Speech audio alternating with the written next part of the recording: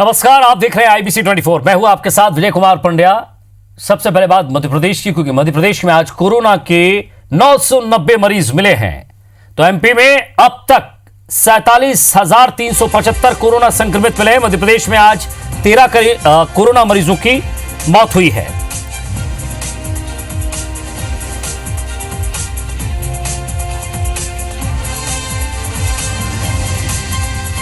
एक 1,141 कोरोना मरीजों की मौत हुई है एमपी में, और आज 688 कोरोना मरीज स्वस्थ हुए। एमपी में अब तक 35,713 मरीज ठीक हुए हैं। वहीं एमपी में एक्टिव मरीजों की संख्या 10,521 है।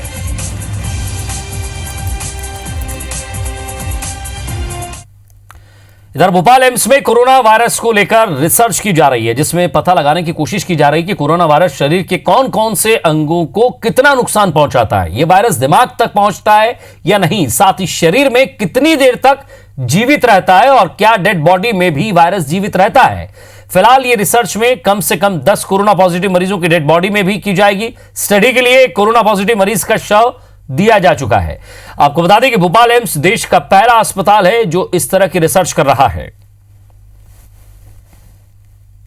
माइक्रोबायोलॉजी के साइंटिस्ट और पैथोलॉजी के साइंटिस्ट ने मिलकर के क्रिटिकल केयर के जो हमारे साइंटिस्ट डॉक्टर्स हैं उनके साथ मिलकर के पोस्टमार्टम पे एक स्टडी कर रहे हैं। कोरोना वायरस जैसे पेशेंट की डेथ हो गई तो किस किस ऑर्गन्स में क्या क्या डैमेज कर रहा है। उनमें ये देखा गया है कि यूजुअली थ्रोम्बोसिस हो जाती है, लंग्स में भी थ्रोम्बोसिस हो रही है और दूर दूर डीप वेन्स जो बड़ी वेन्स होती हैं उनमें भी थ्रोम्बोसिस हो रही है। तो मध्य प्रदेश में अगस्त में तेजी से कोरोना संक्रमण फैला है, लेकिन संक्रमण बढ़ने के साथ रिकवरी रेट भी बढ़ा है। अगस्त में जितने नए मरीज बढ़े हैं उससे 88% मरीज ठीक होकर घर जा चुके हैं। 1 अगस्त से 17 अगस्त तक प्रदेश में 13,771 कोरोना पॉजिटिव मरीज सामने आए और इन 17 दिन में 12,056 मरीज ठीक होकर घर वापस जा चुके हैं। नए संक्रमित मरीज और अस्पताल से घर जाने वाले मरीजों में सिर्फ 12.5% का अंतर है, यानी अगस्त का रिकवरी रेट 87.55% रहा है और यह आंकड़ा बीते 5 महीनों में सबसे ज्यादा है, जबकि जुलाई की तुलना में दोगुना से भी अधिक है। जुलाई में कुल 17,945 मरीज मिले थे, जबकि महीने भर में 11,616 मरीज स्वस्थ हुए हैं।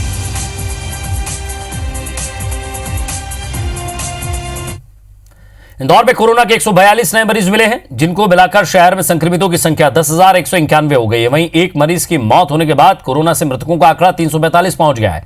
नए मरीजों में एक टीआई भी शामिल है। शहर के 8 नए इलाकों में संक्रमण पहुंच गया। फिलहाल इंदौर में 3,163 एक्टिव मरीज हैं।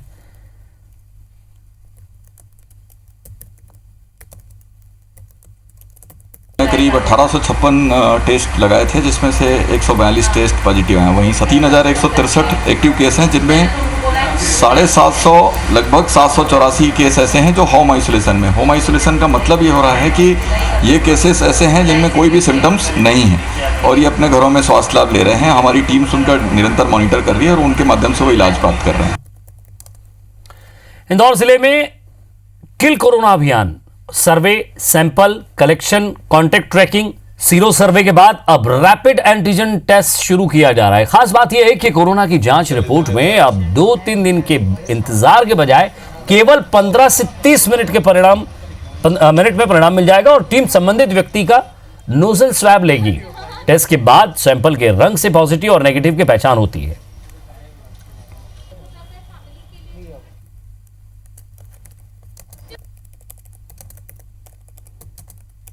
ये रैपिड एंटीजन टेस्ट है। इसमें क्या होता है, जो कोरोना एंटीजन होता है उसका हम डायरेक्ट डिटेक्शन इसमें वाइल में आ जाता है अगर पॉजिटिव हो तो। हमारी एक वाइल होती है जिससे हमको पता चल जाता है कि कंट्रोल लाइन और टेस्ट लाइन होती है, 2 लाइन्स होती है।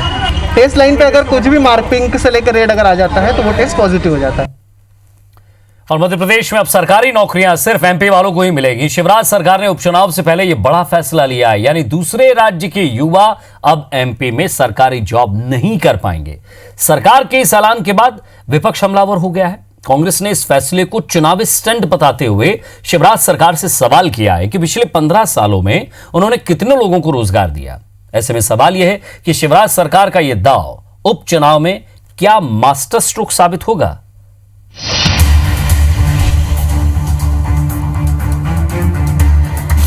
आज मध्य प्रदेश सरकार ने एक महत्वपूर्ण फैसला किया है मध्य प्रदेश की शासकीय नौकरियां अब केवल मध्य प्रदेश के बच्चों को दी जाएगी। इसके लिए हम आवश्यक कानूनी प्रावधान कर रहे हैं। मध्य प्रदेश के संसाधन मध्य प्रदेश के बच्चों के लिए। 20 सेकंड में मध्य प्रदेश के मुख्यमंत्री शिवराज सिंह चौहान इतना बड़ा फैसला सुना गए जिसका विरोध शायद किसी भी पार्टी का कोई नेता नहीं कर सकता है। नौजवानों को अपने पक्ष में लाने का ये वो सियासी दांव माना जा सकता है जो 27 सीटों पर होने वाले उपचुनाव में गेम चेंजर साबित हो। वैसे इस पर पूर्व मुख्यमंत्री दिग्विजय सिंह एक पत्र लिखकर सरकार से यह कदम उठाने की मांग कर चुके हैं। पूर्व मुख्यमंत्री कमलनाथ ने भी ट्वीट के जरिए 15 महीने की सरकार में रोजगार के लिए किए गए कामों का हवाला देकर कहा है कि यह घोषणा सिर्फ चुनावी वादा बनकर न रह जाए। साथ ही कांग्रेस की तरफ से मांग की है कि सरकारी नौकरी में भर्ती जल्द से जल्द शुरू की जाए। यदि वे वाकई में इस मामले में गंभीर हैं तो उन्हें तत्काल गजट नोटिफिकेशन करना चाहिए और भर्ती शुरू करना चाहिए।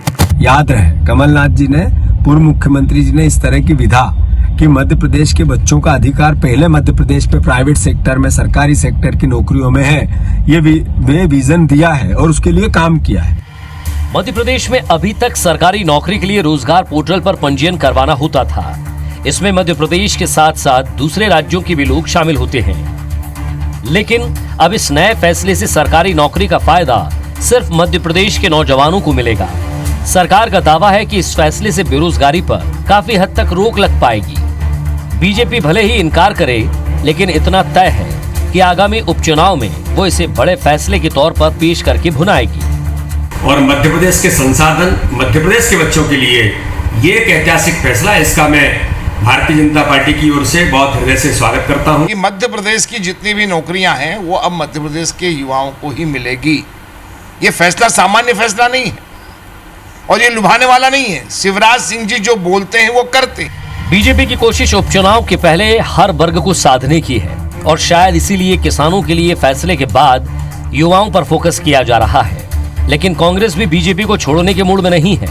कांग्रेस का दावा है कि वो भी इसे सही तो मानते हैं, लेकिन जरूरी है कि सरकार भर्ती प्रक्रिया तो शुरू करे, क्योंकि प्रदेश में पिछले 6 महीने से सरकारी भर्ती पूरी तरह से ठप है। इसके अलावा ऐसी कुछ भर्तियां जो कांग्रेस शासनकाल में निकाली गई थी, उनके पदों में कटौती कर दी गई है। ग्वालियर से नासिर गौरी के साथ सुधीर दंडोतिया, IBC 24 भोपाल। और सुप्रीम कोर्ट ने मध्य प्रदेश में कांग्रेस से बगावत कर बीजेपी में शामिल होने वाले 22 पूर्व विधायकों के खिलाफ लंबित अयोग्यता याचिका पर सुनवाई नहीं होने पर विधानसभा के प्रमुख सचिव और स्पीकर को नोटिस जारी किया है। 21 सितंबर तक जवाब मांगा है और इस मामले में विधानसभा के प्रोटेम स्पीकर रामेश्वर शर्मा ने कहा है कि कोर्ट को नियमानुसार जवाब दिया जाएगा। 22 विधायकों के इस्तीफे पूर्व विधानसभा अध्यक्ष NP प्रजापति ने स्वीकार किए हैं। इस मामले में कांग्रेस से राज्यसभा सांसद विवेक तनखा ने कहा है कि संविधान की 10वीं अनुसूची में जोड़े गए दल बदल कानून और इसमें साल 2003 में हुए संवैधानिक संशोधन के मुताबिक इस्तीफे देने वाले विधायक को तब तक मंत्री नहीं बनाया जा सकता जब तक वो दोबारा चुनाव न जीत ले।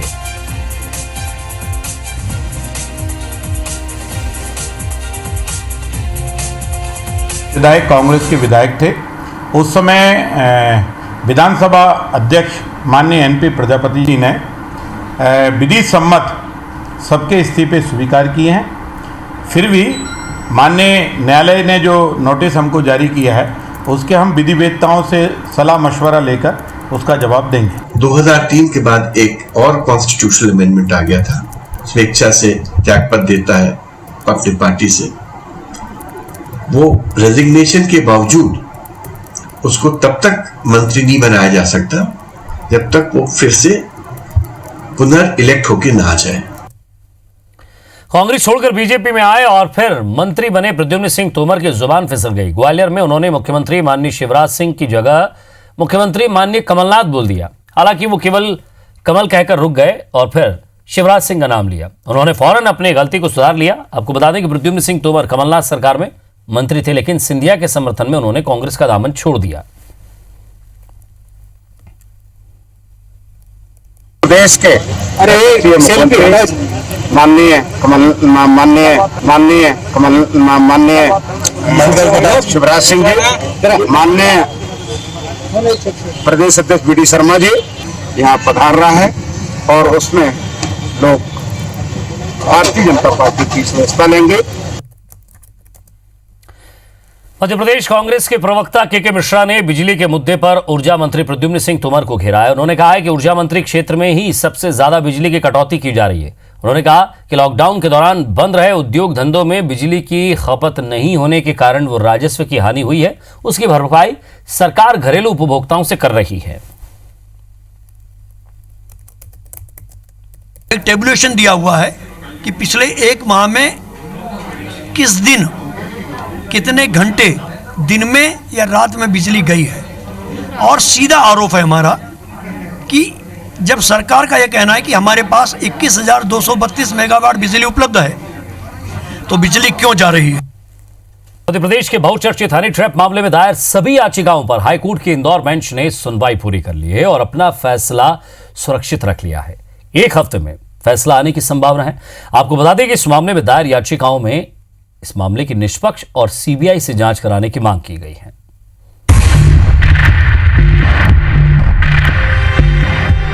हनी ट्रैप मामले में हाईकोर्ट की इंदौर खंडपीठ में कुल 6 याचिका दायर की गई थी। इनमें से 4 जनहित याचिका हैं, जबकि एक याचिका आरोपी श्वेता पति विजय जैन की ओर से, जबकि दूसरी याचिका आयकर विभाग की तरफ से दायर की गई है। इन सभी याचिकाओं में मुख्य रूप से निष्पक्ष जांच और सीबीआई को हनी ट्रैप मामला सौंपे जाने की मांग की गई है। साथ ही एसआईटी पर जांच में लापरवाही का आरोप लगाया गया है। हाईकोर्ट ने मंगलवार को इन सभी याचिकाओं पर सुनवाई पूरी कर अपना फैसला सुरक्षित रख लिया है। 3 महीने बाद उस ऑर्डर की हाईकोर्ट में रिवीजन की कि सब गलत खारिज हुआ। तो एक्चुअली एसआईटी का गठन ईमानदारी से अनुसंधान करने के लिए नहीं था, पर अपराधी आईएएस आईपीएस ऑफिसर्स को प्रोटेक्ट करने के लिए था।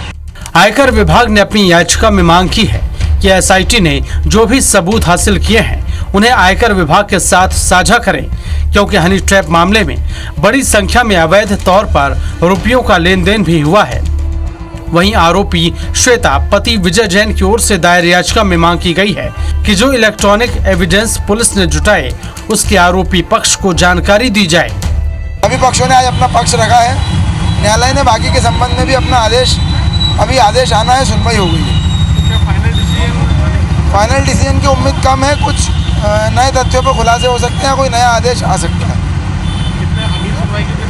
अगली सुनवाई की भी तारीख नहीं है, आदेश में जो तारीख निर्धारित होकर के आएगी वो मानेंगे। फिलहाल हाईकोर्ट एक हफ्ते में अपना फैसला सुनाएगा। देखने वाली बात यह होगी कि हाईकोर्ट मामले की जांच सीबीआई को सौंपता है या नहीं। वैसे सीबीआई हाईकोर्ट के निर्देश पर जांच के लिए सहमति जता चुकी है। दीपक यादव, IBC 24, इंदौर। मध्य प्रदेश में कई जिलों में लगातार हो रही बारिश से नदी नाले उफान पर है। गांव से शहर का संपर्क टूट चुका है। शहर के कई इलाके भी जलमग्न नजर आ रहे हैं। घरों में पानी भरने से लोग परेशान हैं। वहीं पानी निकासी की व्यवस्था को लेकर निगम के दावों पर भी बारिश ने पानी फेर दिया है। देखिए बारिश से बिगड़े हालात की एक रिपोर्ट। मध्य प्रदेश में मेहरबान मानसून अब आफत बनता जा रहा है। कई जिलों में बारिश ने हालात बिगाड़ दिए हैं। नदी नाले उफान पर हैं, पुल डूब चुके हैं, जिससे घंटों तक आवागमन पूरी तरह ठप रहता है। वहीं कई शहरों में जगह जगह जल भराव की स्थिति लोगों के लिए सिरदर्द साबित हो रही है। कटनी की बात करें तो सोमवार की रात से रुक रुक कर झमाझम बारिश का दौर चला।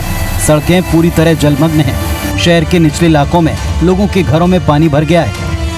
मंडला में भी नदियां उफान पर हैं। NH 30 के हेलो पुल के ऊपर से पानी बह रहा है। वहीं ग्रामीण लकड़ी के लिए जान जोखिम में डालने से बाज नहीं आ रहे। बैतूल की बात करें, यहाँ भी नदियां उफान पर हैं। सापना नदी अपने शबाब पर है। लोग जान पर खेलकर नदी पार करने से गुरेज नहीं कर रहे। बारिश से ऐसे ही हालात रायसेन में भी बन पड़े हैं। सोमवार रात से बारिश का कहर टूटा। पारासरी नाला उफान पर है। भोपाल सागर मार्ग ठप पड़ा है। विंध्य क्षेत्र की बात करें, यहाँ भी मानसून काफी मेहरबान रहा। बाण सागर डैम का जलस्तर लगातार बढ़ रहा है, इसीलिए डैम के 16 गेट खोले गए। उधर अनूपपुर के तिपान नदी अचानक उफान पर आ गई। बाढ़ में 2 लोग घंटों तक फंसे रहे। वहीं जबलपुर डिंडौरी में बारिश का असर बरकरार है। जलस्तर बढ़ने के बाद बरगी बांध के 13 गेट खोलने का फैसला किया गया, जबकि इंदौर में अब अच्छी बारिश होने के आसार हैं। फिलहाल मध्य प्रदेश में लगातार जारी बारिश से शहरों में लोगों की मुसीबत बढ़ती दिख रही है। जगह जगह जल भराव की स्थिति है। लोगों के घरों में भर रहा पानी उनका काफी नुकसान कर रहा है। Bureau report, IBC 24। एमपी में इन दिनों आफत की बारिश हो रही है। प्रदेश के अधिकतर नदी नाले उफान पर है। कहीं कहीं तो नदियों के पुल भी डूब गए। लोग अपनी जान जोखिम में डालकर नदी पार कर रहे हैं। बारिश से लबालब बांधों का गेट भी खोला गया। प्रशासन ने निचली बस्तियों में रहने वाले लोगों के लिए बाढ़ का अलर्ट भी जारी किया है। इसके साथ ही शहरों में जलभराव की स्थिति भी सामने आ रही है।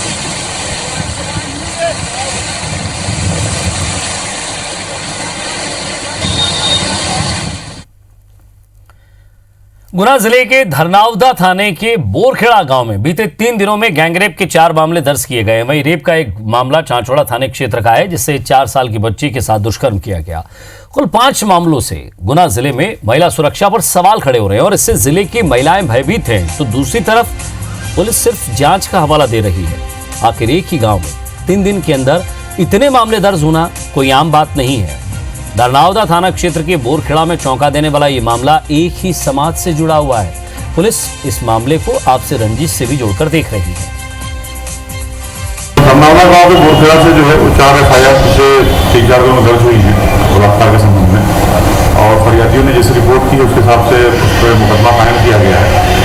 प्रकरण में विवेचना चल रही है और जैसा तथ्य आएगा, जैसा साक्ष्य होगा, जो सत्य होगा, तदनुसार पुलिस कार्रवाई करेगी।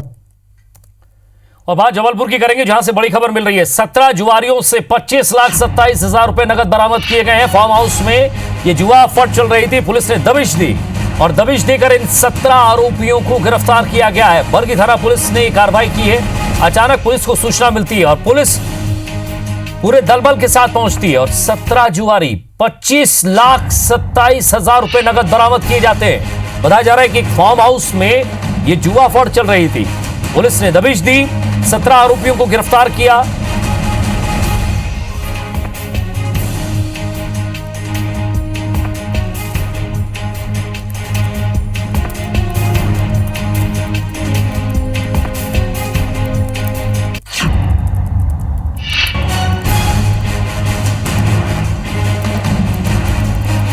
विजेंद्र, जुआ फट चल रही थी, पुलिस ने दबिश दी और लगभग एक बड़ी राशि 25 लाख रुपए से ज्यादा।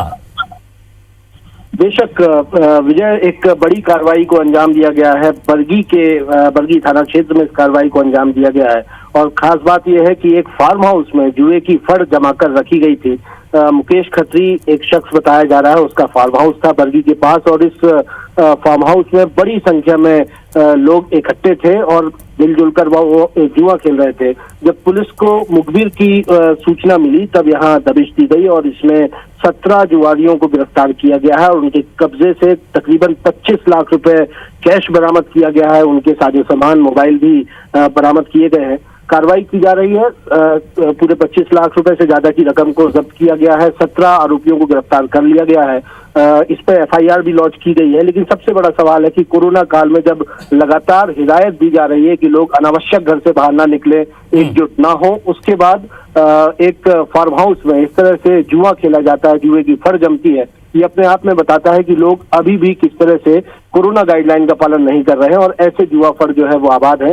हालांकि बरगी पुलिस ने इस मामले में न सिर्फ 17 लोगों को गिरफ्तार किया है बल्कि 25 लाख रुपयों से ज्यादा की राशि भी जब्त की है। विजय जी, वाकई और इस तरह की जब स्थिति बनती है विजेंद्र, तो समझ में आता है कि पुलिस की आंखों में धूल झोंक कर ऐसे कई इलाके हैं जहां इस तरह की चीजें चल रही होंगी, क्योंकि ये तो पुलिस ने दबिश दे दी, वरना ऐसे कई इलाके हैं जहां अभी भी इस तरह की गैर कानूनी काम चल रहे होंगे। बेशक विजय, माना जा सकता है क्योंकि ये मुखबिर की सूचना पर इस कार्रवाई को अंजाम दिया गया। इससे पहले भी जबलपुर शहर के भीतर ही ऐसे तमाम बर्थडे सेलिब्रेशन पकड़े गए हैं।